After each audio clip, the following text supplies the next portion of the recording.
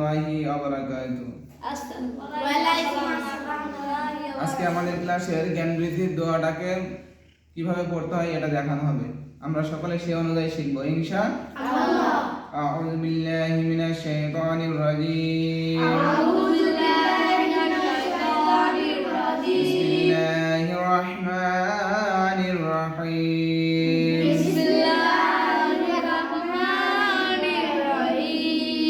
জ্ঞান বৃদ্ধির দোয়া রব্বি জিদনি ইলমা।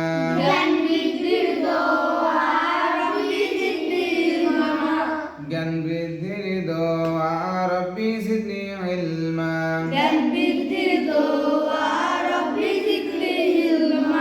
ওহে আমার পরওয়ার বৃদ্ধি কর জ্ঞান আমার।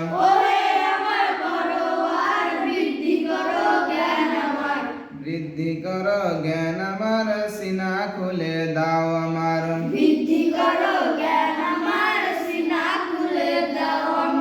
সিনা খুলে দাও আমার, মুখ জড়তা কর দূর। সিনা খুলে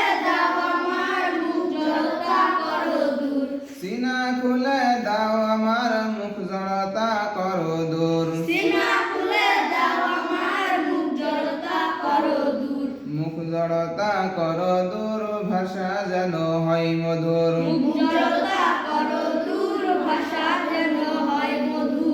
আমরা যেন শিখতে পারি পবিত্র কোরআন। আমরা যেন শিখতে পারি পবিত্র কোরআন। রহিম রহমান দয়াময় রহে দয়াবান।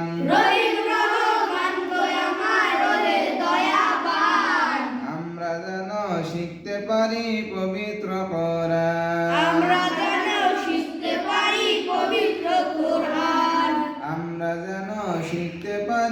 পবিত্র কোরআন। আমরা যেন শিখতে পারি পবিত্র কোরআন।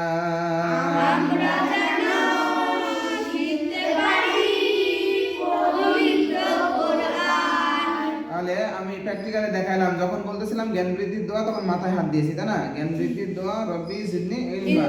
ওহে আমার পরওয়ার, মানে আল্লাহ তাআলাকে বলতেছি, ওহে আমার পরওয়ার বৃদ্ধি করো জ্ঞান আমার। বৃদ্ধি করো জ্ঞান আমার, সিনা খুলে দাও আমার। সিনা খুলে দাও মানে বুক। সিনা মানে কি? বুক। সিনা খুলে দাও আমার, মুখ জড়তা করো দূর। মুখ জড়তা করো দূর। কেন? যাতে আমি কোরআনটা সহি শুদ্ধ করে পড়তে পারি, সেই জন্য মুখ জড়তা করো দূর। মুখ জড়তা করো দূর, ভাষা যেন হয় মধুর। ভাষা যদি সুন্দর না হয়, মধুর না হয়, তাহলে কোরআন তেলাওয়াত করলে ভালো লাগবে শুনতে? ভালো লাগবে না। ওয়ালা তারতিলা কোরআন, আল্লাহ তাআলা বলতেছেন তারতিল সহকারে তোমরা কোরআন পাঠ করো। এজন্য সুন্দর সহি শুদ্ধভাবে তেলাওয়াত করার চেষ্টা করব ইনশাআল্লাহ। সেই উদ্দেশ্যে নিয়েই তো আমরা শিক্ষার জন্য এসেছি নাকি? তাহলে এই জ্ঞান দোয়ার মাধ্যমে আল্লাহ তাআলার কাছে দোয়া চাওয়া। তারপরে কি বলতেছি? রহিম রহমান গো আমার, ওহে দয়াবান, আমরা যেন শিখতে পারি পবিত্র কোরআন। আমরা যেন কি শিখতে পারি? পবিত্র কোরআন। তাহলে এইরকম ভাবে দোয়াটা আল্লাহ তাআলার কাছে করতে হবে প্রতিনিয়ত, যাতে আল্লাহ তাআলা আমাদেরকে এই কোরআন শেখার এবং বোঝার তৌফিক দান করেন। আল্লাহুম্মা আমিন। এই জ্ঞান বৃদ্ধির দোয়াটি আপনাদের যাদের ভালো লাগবে অবশ্যই চ্যানেলটি সাবস্ক্রাইব করবেন এবং লাইক কমেন্ট করে পাশে থাকবেন। আসসালামু আলাইকুম ওয়া রাহমাতুল্লাহ।